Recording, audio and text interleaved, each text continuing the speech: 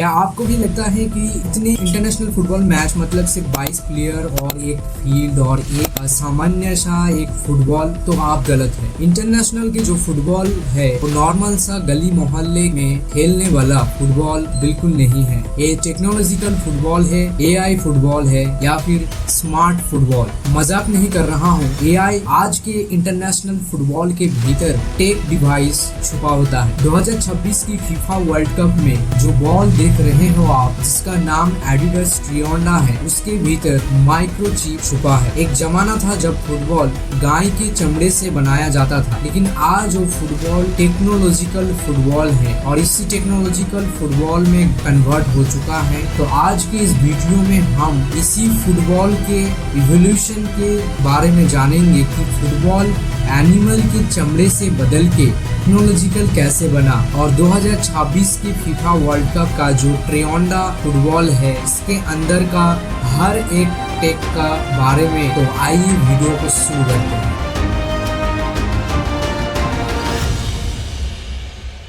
Nineties 30 के जो international football world cup हुआ करते थे, उसमें इस्तेमाल किया गया फुटबॉल गाय के चमड़े से बनाया जाता था और इसमें 10 से 12 टी शेप और रेक्टेंगुलर शेप की पैनल से बनाया जाता था और इसी पैनल को हाथों से सिलाई किया जाता था और इसके अंदर के जो ब्लडर है वो पिग के यूरिनरी ब्लडर को यूज किया जाता था फॉर इंटरनल एयर रिजर्वर और इस ब्लडर का सख्त रस्सी से लेस की तरीके से बांध कर रखा जाता था। लेकिन इसमें प्रॉब्लम ये थी कि नेचुरल चमड़े हाईली पोरस हुआ करते थे, मतलब बहुत ज्यादा छेद हुआ करते थे, जिसके कारण ये बॉल बहुत ज्यादा वाटर को एब्जॉर्ब करते थे, जो नॉर्मल बॉल की तुलना में बहुत ज्यादा भारी हुआ करते थे। जब प्लेयर हेड से किक करते, बॉल भारी होने के कारण गर्दन में इंजुरी होने का रिस्क भी हुआ करते थे। जैसे जैसे विज्ञान या फिर टेक्नोलॉजी आगे बढ़ने लगे तो साल ब साल बहुत तरीके का फुटबॉल का इन्वेंशन किया गया। जैसे कि 1970s के दशक में सिंथेटिक लेथर की फुटबॉल और इनमें सबसे ज्यादा जो फेमस फुटबॉल थे उसका नाम है टेलस्टर, जो 32 ब्लैक एंड व्हाइट के पैनल से बनाया जाता था और इनमें दो फायदे थे। एक तो सिंथेटिक होने के कारण वाटर एब्जॉर्ब कम करते थे और दूसरा इम्पोर्टेंस जो इसकी था, सबसे ज्यादा जो इम्पोर्टेंट है कि 1970s की जो ब्लैक एंड व्हाइट टेलीविजन हुआ करते थे, जिसके वजह से दर्शकों को 32 पैनल वाला जो फुटबॉल हुआ करते थे ब्लैक एंड व्हाइट के, वो बहुत अच्छी तरीके से टेलीविजन के पर्दे में दिखाई देने लगे। उसके बाद आया 2000 के दशक में बिना सिलाई के फुटबॉल। आप बोलेंगे ये फिर कैसे बनाया जाता था? ये फुटबॉल इसी तरीके से फुटबॉल के पैनल को हीट से अटैच किया जाता था, जिसके वजह से ये और भी जलरोधक और भी बहुत ज्यादा राउंड शेप की बनना जाता था। इसका सबसे बड़ा जो एग्जांपल है 2006 की टीम गेस्ट बॉल। और आज के जो मॉडर्न बॉल है वो मल्टीलेयर पॉलीमर से बनाया जाता है, जिनमें polyurethane synthetic rubber micro texture use किया जाता है, जो हवा में बॉल चलने के तरीके को कंट्रोल करते हैं। ये मॉडर्न फुटबॉल 130 किलोमीटर से भी ज्यादा स्पीड में जा सकते हैं और फीफा जैसे इंटरनेशनल मैच में 1 इंच 1 मिलीसेकंड का इम्पोर्टेंस बहुत ज्यादा है, लेकिन एक चीज ह्यूमन की आई से डिटेक्ट करना मुश्किल है। तो इसी प्रॉब्लम को सॉल्व करने के लिए कनेक्टेड बॉल टेक्नोलॉजी को इस्तेमाल किया जाता है। स्मार्ट फुटबॉल के एकदम सेंटर में रखा जाता है IMU मतलब इंटरनल मेजरमेंट यूनिट, जिनमें दो तरीके के सेंसर छुपा है, अल्ट्रा वाइड बैंड सेंसर और एक्सेलेरोमीटर। UWB सेंसर या फिर ultra wide band sensor stadium के एंटीना से कनेक्टेड होता है, जो बॉल की पोजीशन को सही तरीके से ट्रैक किया जाता है और 1 सेंटीमीटर तक मेजर कर सकते हैं। और एक्सेलेरोमीटर बॉल की speed, acceleration, angular velocity, spin की रेट, फ्लाइट ट्रेजेक्ट्री और प्लेयर कितनी फोर्स से बॉल को मार रहा है एटसेट्रा एटसेट्रा डिटेक्ट करते हैं। और इसी तरीके की टेक्नोलॉजी से automated offside detection and instant goal line decision किया जाता है। पहले रेफरी की आंख के ऊपर डिपेंड होना पड़ता था कि गोल लाइन क्रॉस किया है और नहीं, बट अभी सेंसर बॉल की पोजीशन डिटेक्ट करता है और अगर गोल लाइन क्रॉस किया तो रेफरी के घड़ी में एनक्रिप्टेड रेडियो सिग्नल पहुंचता है। चलिए आप जानते हैं ट्रियोंडा फुटबॉल के बारे में। 2026 की फीफा वर्ल्ड कप में यूज किया जा रहा है। हम अगर 2026 के फीफा वर्ल्ड कप के बॉल को काट के देखेंगे तो सिर्फ हमें रबर और हवा नहीं मिलेगा। तो इसमें होता क्या है, तो चलिए जरा समझते हैं हम बोर्ड में। तो देखिए, अगर एक फुटबॉल की अगर बात करेंगे तो सबसे पहले ये जो अगर मैं बाहर वाले लेयर की बात करूं, जिसको मैं बोल सकता हूं कि आउटर जो लेयर है, और ये जो लेयर होते हैं वो पीयू की मतलब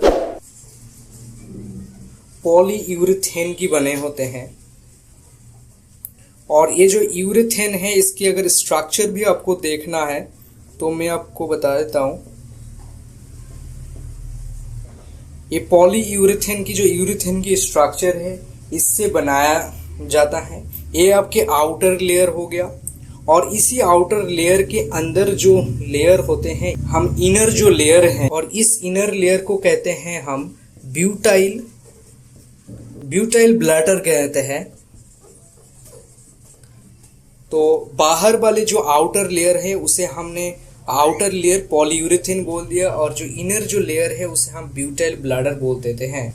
और इसी लेयर के जो भीतर एक होते हैं, इसको हम कहते हैं मेन जो ब्रेन है। थोड़ी देर बाद बात करेंगे इसके। और उसके अलावा इनमें पैक्ड होते हैं इस तरीके का कुछ इलास्टिक स्ट्रूट। हाँ, नॉर्मल जो बॉल होते हैं उनमें आउटर लेयर और इनर लेयर जो प्रेजेंट होते हैं। ये जो इनर लेयर है ब्यूटाइल ब्लैडर के, लेकिन इसके अलावा भीतर में सिर्फ और सिर्फ एयर होते हैं। लेकिन मॉडर्न जो बॉल होते हैं उनमें नहीं होते हैं, उनमें आपके इलास्टिक स्ट्रूट्स एंड ये जो है मेन जो फुटबॉल की जो ब्रेन की सिस्टम है, ये प्रेजेंट होते हैं। इसको मैंने कहा आपके इलास्टिक स्ट्रूट्स। और ये जो मेन जो सिस्टम है, इसको हम कहते हैं सेंट्रल सेंसर पॉड कहते हैं।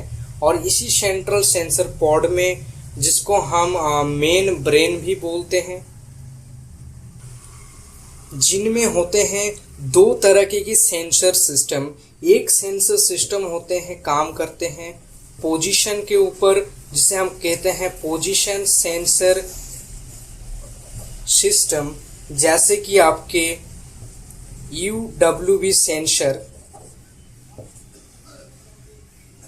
UWB मतलब होते हैं आपके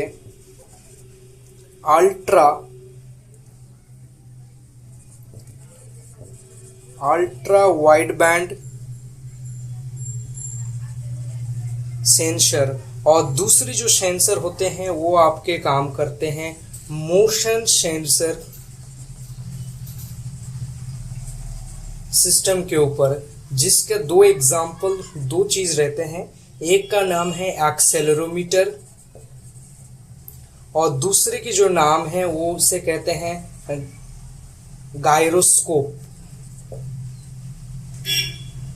इसके अलावा ये जो सेंट्रल जो मेन जो ब्रेन है, इनमें आपके बैटरी भी प्रेजेंट होते हैं, और आपके कम्युनिकेशन जो सिस्टम है ये भी प्रेजेंट होते हैं। तो आपने देखा कि मॉडर्न जो होते हैं, इनके सबसे बाहर में जो आउटर लेयर, उसके बाद जो इनर जो लेयर है, आउटर जो है वो आपके पॉलीयूरेथेन के बने होते हैं, जिनकी स्ट्रक्चर हमने दिखाया आपको।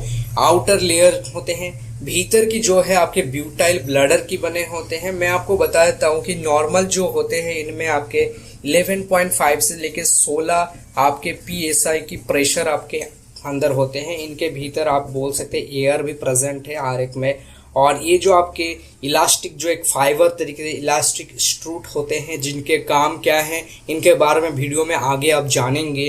और सेंट्रल सेंसर पोर्ट जो होते हैं, जो मेन जो ब्रेन है, इनमें भी आपके अल्ट्रा वाइड बैंड सेंसर क्या होते हैं इनके बारे में भी आप जानेंगे। एक्सेलरोमीटर, गायरोस्कोप के बारे में भी आपको वीडियो में बताया जाएगा और इसे बैटरी असेंस सिस्टम के बारे में भी आपको, बैटरी की काम क्या है कि ये जो सिस्टम है इनके भीतर में इनको थोड़ा सा चार्ज देना है, ये तो आपको समझ ही जाओगे।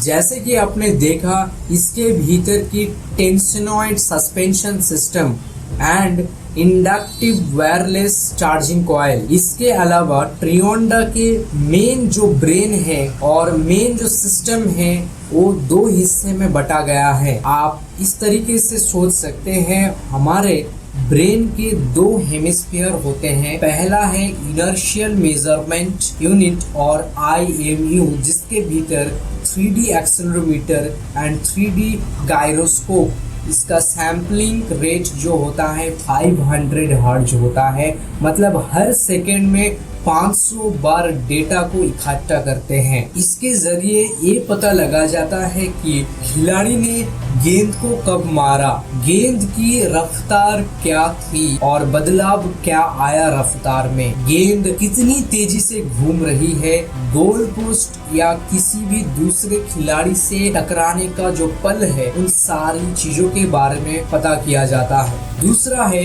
Ultra wide and UWB transmitter. ये एक छोटा रेडियो ट्रांसमीटर है। इसका काम ये है कि स्टेडियम के आसपास लगा ट्रैकिंग एंटीना से कनेक्शन बिल्ड करना और बॉल की सही पोजीशन का पता लगाना। कुछ सेंटीमीटर की सटीकता के साथ 3D स्पेस में ये डेटा भेजा जाता है स्टेडियम ट्रैकिंग सिस्टम और हर सेंटर को स्टेडियम ट्रैकिंग सिस्टम को। और पहले ही मैंने बोला कि ऑफसाइड डिटेक्शन सॉफ्टवेयर को भेजा कैसे जाता है और कैसे ये काम भी करता है। आपके मन में सवाल आ रहा है कि इतने जोर से फुटबॉल को मारने के बाद भी भीतर की जो डिवाइस है कैसे सही रहता है और माइक्रोचिप टूट क्यों नहीं जाता है इतने जोर से बॉल को मारने के बाद भी।